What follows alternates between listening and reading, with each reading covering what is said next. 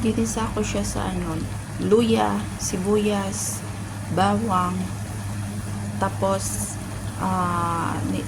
nilagay ko yung chicken wings, sinabay ko na yung patatas kasi para sabay silang maluto. Then nilagyan ko siya ng daw ng laurel, tapos yung sili, ganyan lang yan. Tapos pag maluto na yan mamaya, so yun na, ulam na, masarap siya.